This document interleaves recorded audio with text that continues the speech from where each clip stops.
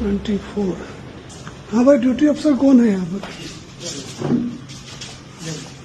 पहचान गए मुझे? किधर है? बैठो। कौन है? कुर्सी तुम्हारी कौन सी है? बैठो, बैठ जाओ, बैठो। ना कुर्सी तुम देखो, ये देखो, ठीक लग रहा है? कौन देखेगा इसको? एक आपने वो करवाना, सफाई करवानी, और ये ठीक है। रजिस्टर रूम की तरह दिखाओ। मैं सादे कपड़े में आया डिजिटल अरेस्ट का मुकदमा दर्ज कराने। किसी ने मुझे लगा भाग जाओ यहाँ से। नीचे जो मुलाजिम मिला, कहा जी सेकेंड फ्लोर पर 24 नंबर कमरे में आयु बैठे। यहाँ आयु मुझे बीड़ी सिगरेट पीता नहीं मिला, वो एक कंप्लेनेंट था, उसको हेल्प करता मिला। फिर हमने इनसे बात करी, जो मुझे पहचान गए थे, अच्छी बात है, बट इन्होंने बुद्धि की बात करी कि ये दिक्कत ऐसे ऐसे है। जो तंत्र सरकार का है तो साइबर क्राइम विक्टिम के फ्रेंडली है। बिल्कुल सर, है ना? तो वो आज का निष्कर्ष यही है। और 3 चीज पर हम कहीं हम जाते हैं तो 3 दीर्घगामी परिणाम वाले परिवर्तन आने चाहिए। एक तो जैसे कि उसका आईटी एक्ट में कहा, डीए कहाँ गए? बैठो डीए साहब। हाँ, ये आईटी एक्ट में ये प्रोविजन है कि अगर बैंक ने ड्यू डिलिजेंस नहीं करा और वो किसी के पैसे का नुकसान हो गया तो बैंक भरेगा, वो कस्टमर का नुकसान नहीं होगा। तो जो भी हम तफ्सीस करेंगे उसमें हम ये देखेंगे बैंक ने ये किया कि नहीं किया, सो दैट कि बैंक को पैसे भरने पड़े। अभी उनके मुलाजिम को अंदर दे दो, उसको निकाल देते हैं, वो किसी और बैंक में जाके फिर चालू हो जाता है। लेकिन नहीं, और इसको कोई फायदा हुआ नहीं कस्टमर को, जो भी है कंप्लेनेंट है। एक तो वो मुद्दा हमने तय किया सर। उसमें दिल्ली हाई कोर्ट का भी है कि जो अगर एपी के फाइल है, किसी ने क्लिक कर दिया, पैसे निकल गए, तो ये बैंक का नुकसान है जी, उसका नहीं। आईपी की फाइल का हाँ हाँ, जो भी है जिसमें कि मतलब एक पॉइंट वो हमने उस पर हमें जोर देना है। दूसरा कौन सा था? सुपरदारी की प्रथा जो है कि किसी का पैसा मतलब लियन हो गया, फ्रीज हो गया, अब 4000 रुपये है उसके, कहीं जाओ उतनी फीस देनी पड़ जाए। बिल्कुल, आपने स्कूटर कब्जा में ले लिया, एक लॉयर करना पड़ता है। हाँ, तो सुपरदारी में जितने का स्कूटर में उससे फालतू सुपरदारी का खर्चा वाला आप ही रखो, हमें नहीं चाहिए। तो उसमें एक हाई कोर्ट का आया हुआ है कि भाई मैंने आप जो है बिना FIR दर्ज किए ऐसे मामले को लोक अदालत के सामने से दिलवा सकते हैं। तो उस प्रथा को बढ़ाना, जिसके पैसे रुक गए हैं वो तो मिल जाए। तो वैसे कितने 136 करोड़ वापस किए हमने इस साल, 198 करोड़ के आसपास का फ्रीजिंग था, 522 करोड़ का टोटल ये था। तो इतना मोटा मोटी उल्टा। तीसरा हम है कि हेड बॉयज एंड गर्ल्स जो स्कूल कॉलेज में है तो उनको स्पीक मैके के थ्रू उनको हम जोड़ेंगे क्लासिकल म्यूजिक से, है ना। एक तो उनके दिमाग में थोड़ा सा ठहराव आए, दूसरा उनके माध्यम से जो ये बातें हैं कि भाई भय और लालच से कुछ नहीं करना। तो जितनी भी विक्टिमाइजेशन क्राइम की है मोस्टली भय या लालच से होता है। तो अगर कभी भी कोई डराए तो पूछ लो पुलिस से कि डरना चाहिए कि नहीं जाना चाहिए। सर, आज किसी भी विक्टिम को अगर कहीं पहुंचता है साइबर क्राइम थाने में, अब उसके लिए क्या हरियाणा में ऐसी वो की जा रही है ताकि वो फ्रीली फ्रेंडली कहीं पहुंच सके जाके? आज मैं इधर था तो एक मन में बात आई कि साइबर थाने चल के देखते हैं वहाँ की स्थिति क्या है। तो मैं प्राइवेट गाड़ी से आया था और नीचे जो मुलाजिम खड़ा था उसने पहचाना नहीं मुझे, पर उसने अच्छे से बात की कि क्यों आए हो। हमने कहा जी मुझे डिजिटल अरेस्ट का मुकदमा दर्ज करवाना है। तो बोला जी सेकंड फ्लोर पर 24 नंबर कमरे में आपको ड्यूटी अफसर मिलेंगे। मैं ऊपर आया तो मुझे यहाँ ड्यूटी अफसर मिले, तो चलो ये तो मुझे पहचान गए थे। तो मैंने पूछा कि जी आप नीचे क्यों नहीं थे? तो बोला जी ये कंप्लेनेंट आया था, इसके पैसे जो थे गलती से किसी अकाउंट में चले गए थे, वो फिर वापस आ गए हैं, ये उनको वापस देना है, इनसे हम एप्लीकेशन लिखवा रहे थे। तो मेरा जो अनुभव है कि अगर कोई आपको ठगने की कोशिश करे पर्टिकुलर साइबर क्राइम में, तो मुझे लगता है कि अगर साइबर क्राइम थाने में आप जाएंगे तो कोई आपको, जो आप सिनेमा में दिखाते हैं कि वहाँ तो पता नहीं क्या होता है, कितना बढ़िया थाना है, कितने मतलब अच्छे व्यवहार के लोग यहाँ पर हैं तो आके देखेंगे, वैसे भी आया करें। हम तो मैंने इनको कहा है कि अगर कोई शिकायत नहीं भी दर्ज करना, वैसे ही थाने का विजिट करना चाहते हैं करें, साइबर क्राइम पर चर्चा करना चाहते हैं वो भी करें। तो मेरा ये है कि जैसे ही कोई प्रयास करे साइबर क्राइम में ठगी का या डराए आपको, तो आपने भय और लालच से कुछ नहीं करना है। अगर खुद मन नहीं टिक रहा हो तो पूछ लेते 1930 पर फ़ोन करके, उसको कहते कि देखो जी मुझे इस तरह से कह रहे हैं, आपको क्या लगता है, और उसकी बात पर भरोसा करें। तो ये मुझे लोगों को आपके माध्यम से कहना है।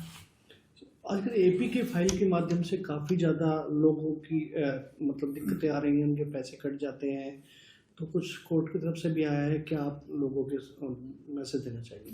उसमें देखो क्लियरिटी है जी कि आईटी एक्ट जो इंफॉर्मेशन टेक्नोलॉजी एक्ट है उसमें भी क्लियर प्रावधान है कि अगर बैंक ने ड्यू डिलिजेंस नहीं किया और किसी के पैसे को नुकसान हो गया तो उसका नुकसान नहीं हुआ, बैंक का हुआ जी। तो हमने बात करी अपने अफसरों से, हमने ये तय किया है कि जितने भी मुकदमे हमारे अंडर इन्वेस्टिगेशन या पहले वाले भी हैं, उसमें हम इस एंगल से जरूर जांच करेंगे कि क्या बैंक ने एक कस्टमर का पैसा ट्रांसफर करते समय ड्यू डिलिजेंस किया कि नहीं किया। अब किसी ने एपी के फाइल भेज दिया जो एंड्रॉयड पैकेजिंग किट होती है, तो आपने क्लिक किया, आपको तो नहीं पता है, आपने क्लिक कर दिया, पैसे चले गए आपके अकाउंट से। तो बैंक के पास व्यवस्था तो होनी चाहिए कि जब क्लाइंट ने प्रोसेस नहीं किया इनिशिएट, हम क्यों पैसे पे कर रहे हैं। तो अब जो है जी, आज के बाद से तो पक्का ही इसको बांध लो कि जो भी साइबर क्राइम का मुकदमा दर्ज होगा, जो भी शिकायत होगी, हम एक लाइन ऑफ इन्वेस्टिगेशन जरूर रखेंगे कि बैंक ने ड्यू डिलिजेंस किया था कि नहीं किया था। अगर नहीं किया था, पैसे वो भरेंगे। यानी बैंक एम्प्लॉय भी अब आपके रडार पे रहेंगे कि वो कितना? बैंक एम्प्लॉय तो देखो 52 को अंदर दे चुके हैं, पुलिस गुड़गांव पुलिस दे चुकी है। उसमें ना हम लोग देखो, अगर किसी के साथ ज्यादती हो रही है ना, हम किसी का लिहाज नहीं करते। आप कुछ भी रहो, बैंक के मैनेजर रहो, अंग्रेजी आती हिंदी आती, आप जानो जी। अगर आप क्रिमिनल से साझबाज हो, लोगों को पैसे लुटवाने में लगे हुए हो, हमारे लिए आप क्रिमिनल हो, तो एक्शन ले रहे हैं। But at the same time ये जेल चला गया, पैसे कहीं और चले गए, कंप्लेनेंट को कुछ नहीं मिला ना, उसकी कोई गलती नहीं है। उसने तो बैंक में खाता खोला कि मेरे पैसे यहाँ सेफ है। अब वहाँ कौन उसको क्या कर रहा है, बैंक का काम है देखना उसको।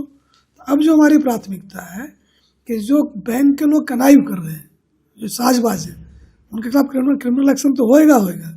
ये जो पैसे उसके हैं कस्टमर के, वो बैंक भरेंगे। हेट स्पीच को लेकर भी हरियाणा पुलिस की तरफ से काफ़ी दिशा निर्देश जारी किए गए हैं, क्या हुआ? तो हेट स्पीच के बारे में किसी और दिन हम लोग बात कर लेंगे। यहाँ हमने 3 बातों पर जोर दिया है। यहाँ जब आए हैं 3 बातों पर जोर दिया हमने। एक तो ये है कि जिनके पैसे मिल गए, फ्रीज हो गए हैं, लियन हो गए हैं, तो पैसे उनके अकाउंट में जल्दी से जल्दी जाना चाहिए।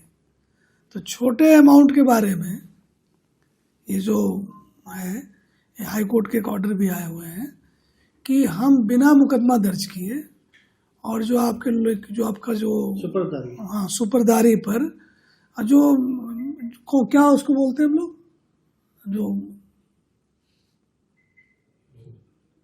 नहीं अभी तो इतनी बार तुम जिक्र कर चुके हैं, नहीं जो लोक अदालत लगता है, लोकायुक्त तो अलग हो गया। हाँ, इसको यहाँ से काट देना आप लोग, है ना। तो उसको दोबारा क्या उसको बोलते हो, जो नहीं लोक अदालत बोलते हैं। हाँ, तो इसको अपना एडिट आप कर लेना। हमारा कि ये जो पहला फैसला तो ये था कि जी हम तफ्सीस में जो ड्यू डिलिजेंस बैंक नहीं करे तो उसके मुलाजिम के खिलाफ जो एक्शन बनता है उसको लेंगे, पैसों की लायबिलिटी बैंक पर डालेंगे, जिससे कि कस्टमर का कोई नुकसान नहीं हो। दूसरा कि एक बार पैसे लियन हो गए, फ्रीज हो गए, तो क्या होता है कि एक अकाउंट के ऊपर कई लोग लियन लगाए बैठे होते हैं, कई बैंक, क्योंकि उसने कईयों को ठगा होता है। तो हरियाणा के जो कंप्लेनेंट हैं उसको पैसा मिले, इसके लिए हम जो एक हाई कोर्ट का जो एक ऑर्डर आया हुआ है कि जो लोक अदालत है, परमानेंट लोक अदालत है, वहाँ आईओ जाके उनसे रिक्वेस्ट कर सकता है कि बगैर FIR के कंप्लेंट के बेसिस पर ही इसके पैसे इसको दे देते हैं, तो वो पैसे उनको हम वापस दिलाने का काम करेंगे। एक अवेयरनेस का मुद्दा खड़ा होता है कि भाई लोग को पता नहीं होता है, इसलिए वो ठगे जाते हैं। मेरा इसमें यह कहना है कि लोग लालच और भय से ठगे जाते हैं। जानकारी तो सबको है। ये कौन लोग हैं जो आपको टास्क दे रहे हैं और पैसे कमाने वाले लोग घूम रहे हैं? ऑफलाइन वर्ल्ड में कोई कहे तो आप मानोगे? कि पार्क में घूमने गए, किसी ने कहा जी आपको इन्वेस्टमेंट करवा देते हैं, इतने पैसे हो जाएंगे, तो आप नहीं विश्वास करोगे कि ये कौन आदमी होता बोलने वाला। ऑनलाइन ढूंढते रहते हो। तो जो लालच और भय में आप घूम रहे हो, इसको इससे पार पाओ। नहीं तो मिलते हैं तो 2-4 लोग नहीं जी, ऑनलाइन तो हजारों लोग आपके पीछे लगे हुए हैं। तो यहाँ आपने पूरा हेल्दी सेफ्टी सिस्टम रखना है। जो लोग आपके भला करने का दावा करे, आपको पैसे कमाने का इन्वेस्टमेंट बढ़ाने का, ये ठग है जी, और कुछ है ही नहीं। इनकी सुननी नहीं। सर, सुपरदारी को लेकर भी कुछ डील दी जा रही है ताकि लोगों को आसानी से उनका सामान मिल सके, क्या? तो आपने कहा ही, सुपरदारी में लोक अदालत के माध्यम से छोटे अमाउंट का आयोग खुद ही पैरवी करके दिलवाएगा। बाकी जो बड़े मामले हैं जिसमें कि बैंक की एनओसी के लिए कोर्ट वगैरह कहते हैं, तो हम बैंक से बात करके प्रोसेस को एक्सपेडाइट करेंगे। लेकिन थोड़ा वक्त तो लग जाता है, 15 दिन, महीने, क्योंकि ये भी तय करना होता है कि पैसा सही आदमी खाते में ही जाए। जब तक सारी चीज़ को नहीं जांच परख करेंगे। अवेयरनेस में एक और चीज़ जो मैं कहना चाहूँगा, जो कि मैंने काइंड ऑफ पंचकुला में हमने ट्राई किया था, कि जो हेड बॉयज़ एंड गर्ल्स हैं स्कूलों के, इनका एक प्रभाव होता है, पूरा क्लास इनकी सुनता है। तो हम इनको पुलिस के साथ जोड़ना चाहते हैं। और हम ये मानते हैं कि लेक्चर मेथड जो है बहुत ज़्यादा काम नहीं करता। बच्चों को ये शिकायत रहती है, जो ही आता है कुछ ना कुछ बोल के चला जाता है। तो हम स्पीक मैके के थ्रू, जो ये क्लासिकल सिंगर्स का ऑर्गेनाइजेशन है स्कूल कॉलेज में, ये म्यूज़िक प्रोग्राम देते हैं इंडियन क्लासिकल म्यूज़िक में, तो उनसे संपर्क साध के जो हमारे हेड बॉयज़ एंड गर्ल्स हैं, उसके जो पेरेंट्स हैं, उनके जो टीचर्स हैं, उसका एक नेटवर्क बनाएंगे और उसका फ्रीक्वेंटली एक फंक्शन करेंगे। तो इसमें जो मुझे टेक अवे दिख रहा है, एक तो बच्चों के लिए एक अनुभव होगा, उनको साइबर क्राइम का सेटअप हम दिखाएंगे किस तरह का है जी। फिर उनको पिज्ज़ा खिलाएं, जो भी बच्चों को खाना पसंद हो वो खिलाएं। फिर वो क्लासिकल म्यूज़िक में इंट्रोड्यूस करें। क्लासिकल म्यूज़िक में जनरली आदमी थोड़ा शांत रहना सीखता है, थोड़ा ठीक से फैसला लेने की सोचता है, तो वो उसकी हैबिट डालें। और उसी में ये जोड़ें कि देखो जी, अब लालच और भय से दूर रहो। जितना भी नाश होना है ना, इसी के रास्ते हो, मेहनत करो, उससे जो मिलता है उससे तसल्ली करो। तो हमको लगता है हेड बॉयज़ एंड गर्ल्स के थ्रू हम स्कूलों को रीच आउट कर पाएंगे। तो साइबर क्राइम हो गया, ड्रग हो गया, और जो क्राइम में इन्वॉल्वमेंट हो जाती है बच्चों की, तो हम उनको इससे आगाह करते रहेंगे। तो हम ये सोचते हैं कि अगर हम ये बात हेड बॉयज़ एंड गर्ल्स के दिमाग में डाल देंगे तो आगे कई बच्चों को इन्फ्लुएंस करेंगे।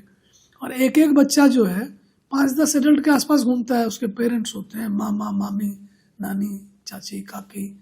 तो इनको अगर अच्छा अनुभव होगा, जाके बोलेंगे देखो जी साइबर क्राइम में इस तरह की बात होती है, आपने परहेज रखना है इससे। इस तरह की बातें ड्रग्स से हमें नहीं करना होता है। क्यों? तो ये ब्रेन में, जैसे इंजन में चीनी डालने से इंजन सीज हो जाता है, तो ड्रग डालने से ब्रेन सीज हो जाता है। तो ये हमें नहीं करना। तो ये जो बच्चों को बिगाड़ने वाली बातें हैं, लोगों को तंग करने वाली बातें हैं, तो हम स्कूलिंग आवर खराब नहीं करना चाहते। इस तरह के प्लेजेंट सेटिंग में उनको कन्वे करना चाहते हैं। हमने पंचकुला में एक कार्यक्रम इस तरह से किया था, तो बच्चों ने बहुत पसंद किया था। तो हम उनको जोड़ना चाहते हैं, उनको अभियान में शामिल करना चाहते हैं। हम नहीं चाहते कि स्कूल में जाके उनके पढ़ाई के घंटे खराब हो।